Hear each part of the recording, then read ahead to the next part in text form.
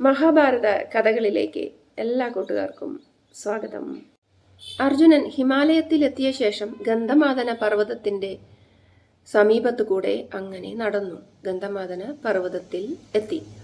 ഇന്ദ്രകീലത്തിന് സമീപം എത്തിയപ്പോൾ ഒരു ശബ്ദം കേട്ടു. നിൽക്കവിടെ. ആരാണത്?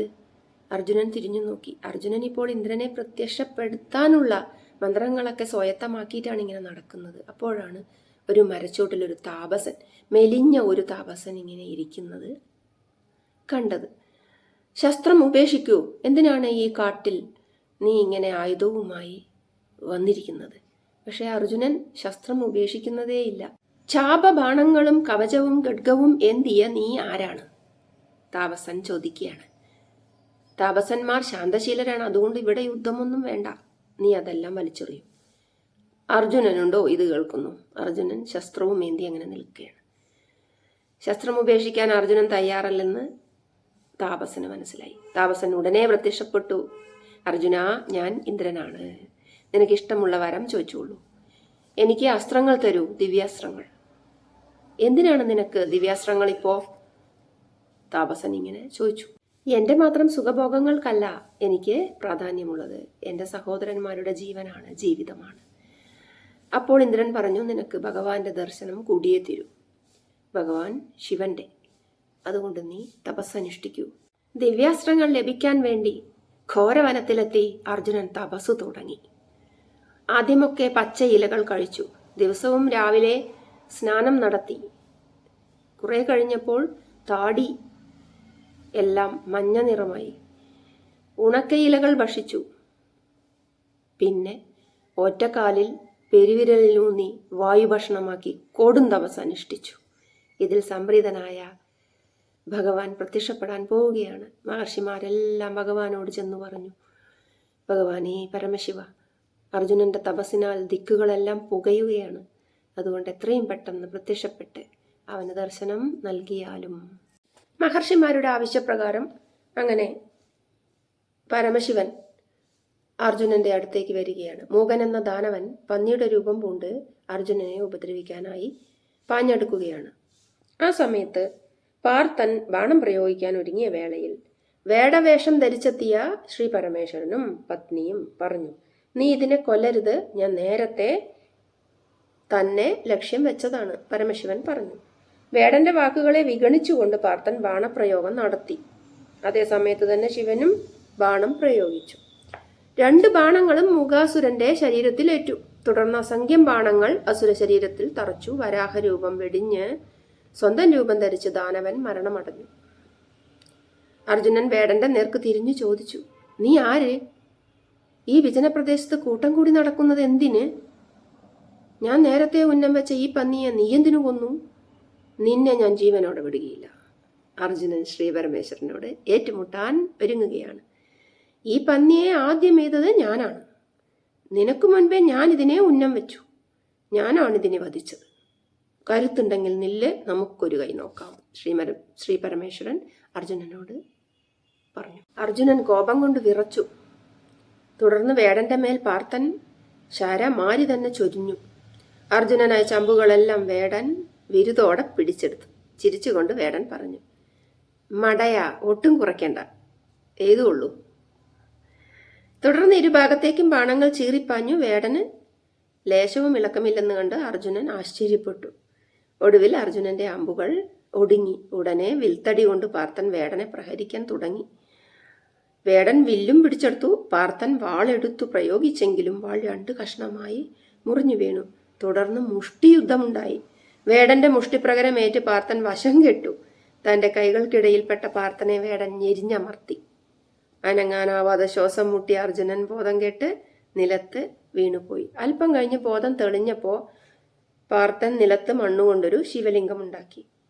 ശരണാഗത ഭാവത്തിൽ പൂജ തുടങ്ങി. ആ ശിവലിംഗത്തിൽ താനർപ്പിച്ച പൂക്കൾ വേടന്റെ ശിരസിൽ തിളങ്ങുന്നു.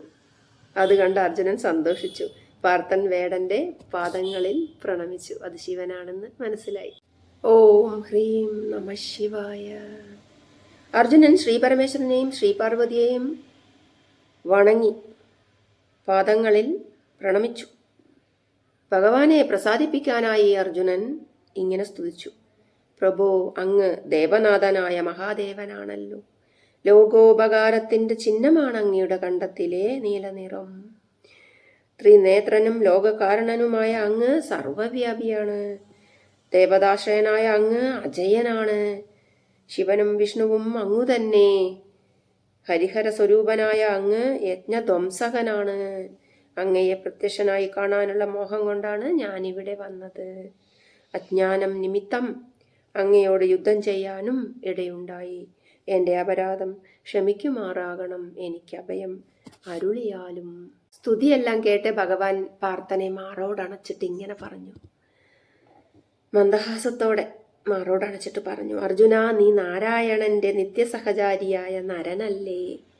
പുരുഷോത്തമനായ വിഷ്ണുവിൻ്റെയും നിന്റെയും തേജസ് കൊണ്ടാണ് ഈ ലോകം നിലനിൽക്കുന്നത്.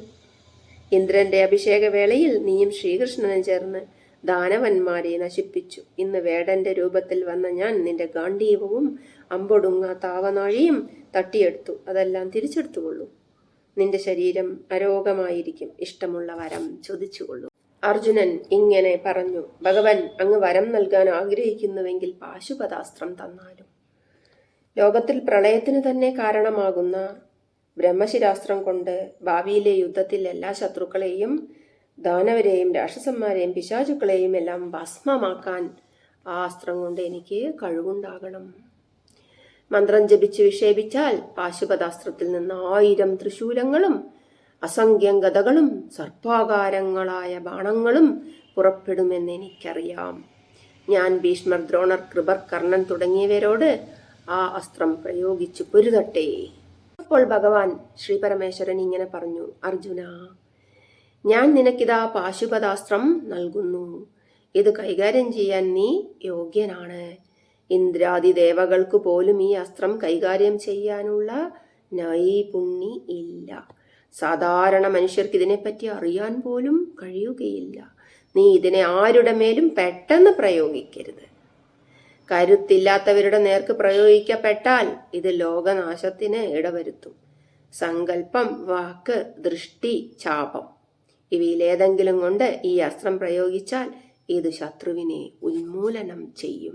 ശ്രീ പരമേശ്വരനും ശ്രീ പാർവതിയും കാട്ടാളനും കാട്ടാളത്തിയുമായി ആ ഘോരവനത്തിൽ കഴിയുകയും അതിൽ അവർക്കൊരു കുട്ടി ഉണ്ടാവുകയും ആ കുട്ടി കിരാതസൂനു എന്ന് അറിയപ്പെടുകയും ചെയ്തു. താടി വെച്ച ദൈവം. അനന്തരം അർജുനൻ കുളി കഴിഞ്ഞ് പരിശുദ്ധിയോടെ ശ്രീ പരമേശ്വരന്റെ അടുത്തെത്തി മഹാദേവൻ പ്രയോഗവും ഉപസംഹാരവും അടക്കം പാശുപതാസ്ത്രത്തിന്റെ ഗൂഢതത്വമാകെ അർജുനന് ഉപദേശിച്ചു കൊടുത്തു. സാകാരനായി വന്ന കാലനെ എന്ന പോലെ പാശുപതാസ്ത്രം പാർത്ഥന്റെ മുന്നിൽ പ്രത്യക്ഷപ്പെട്ടു. പാർത്ഥൻ ആദരപൂർവം അതിനെ സ്വീകരിച്ചു. ഭൂമിയാകെ ഒന്ന് കുലുങ്ങി. ഇനി നീ സ്വർഗത്തിലേക്ക് പോയിക്കൊള്ളൂ എന്ന് ഭഗവാൻ നിർദ്ദേശിച്ചു. അർജുനൻ ഭഗവാന്റെ മുന്നിൽ കൈകൂപ്പിക്കൊണ്ട് നിന്നു. ഭഗവാൻ ഗാണ്ഡീവമെടുത്ത് അർജുനന് നൽകിയിട്ട് ആകാശമാർഗത്തിൽ അപ്രത്യക്ഷനായി. പാശുപതാസ്ത്രവുമായി നിൽക്കുന്ന ഫൽഗുനന്റെ മുമ്പിൽ ദേവന്മാരെല്ലാവരും പ്രത്യക്ഷപ്പെട്ടു. വരുണൻ, സൂര്യസുതനായ യമധർമ്മനും കുബേരനുമെല്ലാം പ്രത്യക്ഷപ്പെട്ടു. ദേവരാജനായ ഇന്ദ്രൻ ഭാര്യയോടുകൂടി, ഇന്ദ്രാണിയോടുകൂടി, ദേവഗന്ധർവാദികളോടും കൂടി മന്ദരാജലത്തിൽ വന്നിറങ്ങി. ദേവന്മാരെല്ലാം എത്തിക്കഴിഞ്ഞപ്പോൾ ധർമ്മജ്ഞനായ യമരാജൻ പറഞ്ഞു, അർജുന, നോക്കൂ, ലോകപാലകന്മാരെല്ലാം നിന്റെ അടുക്കൽ ഇതാ എത്തിയിരിക്കുന്നു. ഇന്ന് നീ ഞങ്ങളെ എല്ലാം കാണാൻ യോഗ്യനായിരിക്കുന്നു. നിനക്ക് ഞങ്ങൾ ദിവ്യദൃഷ്ടി തരുന്നു. നീ സനാതനനായ നരൻ എന്ന മഹർഷിയാണ്. ഇപ്പോൾ നീ മനുഷ്യനായി അവതരിച്ചിരിക്കുകയാണ്. ശ്രീകൃഷ്ണനോട് ചേർന്ന് നീ ഭൂമിയുടെ ഭാരം ഇല്ലാതാക്കൂ. ആർക്കും തടുക്കാനാവാത്ത എൻ്റെ ദണ്ഡ് ഞാനിതാ നിനക്ക് തരുന്നു. യമധർമ്മനിൽ നിന്നും ദണ്ഡ് ലഭിച്ചു. വരുണനിൽ നിന്നും പാശം ലഭിച്ചു. കുബേരനിൽ നിന്നും അന്തർധനം എന്ന അസ്ത്രം ലഭിച്ചു. അങ്ങനെ ദേവകളെല്ലാം അർജുനന് ഓരോന്ന് സമ്മാനിച്ചു. അങ്ങനെ എല്ലാ ദിവ്യ അസ്ത്രങ്ങളും ലഭിച്ച അർജുനനോട് ദേവേന്ദ്രൻ ഇങ്ങനെ കൽപ്പിച്ചു, അർജുന, നിനക്ക് ദേവന്മാരുടെ സിദ്ധികളൊക്കെ ലഭിച്ചു കഴിഞ്ഞു. ദേവന്മാർക്ക് വേണ്ടി ചില വലിയ കാര്യങ്ങൾ നീ ചെയ്യേണ്ടതുണ്ട്. സ്വർഗത്തിൽ നീ വരണം. അതിന് തയ്യാറായിക്കൊള്ളുക. മാതലി തേരുമായി നിന്നെ കൂട്ടിക്കൊണ്ടുപോകാൻ വന്നു ചേരും. അവിടെ വരുമ്പോൾ നിനക്ക് ഞാൻ ദിവ്യാസ്ത്രങ്ങൾ തരാം. അർജുനൻ പുഷ്പഫലാദികൾ സമർപ്പിച്ച് ദേവന്മാരെ പൂജിച്ചു. ആ പൂജ സ്വീകരിച്ചുകൊണ്ട് ദേവന്മാർ സ്വന്തം ധാമങ്ങളിലേക്ക് മടങ്ങിപ്പോയി. മഹാഭാരത കഥകൾക്കായി കാത്തിരിക്കുമല്ലോ. അടുത്ത ഭാഗത്ത് അർജുനൻ സ്വർഗത്തിലെത്തിയ വിശേഷങ്ങളുമായി വരുന്നതാണ്. മഹാഭാരത കഥകൾ ഇഷ്ടപ്പെടുന്നുണ്ടെങ്കിൽ ചാനൽ ലൈക്ക് ചെയ്യൂ, ഷെയർ ചെയ്യൂ, കമൻറ്റ് ചെയ്യൂ, സബ്സ്ക്രൈബും ചെയ്യണേ.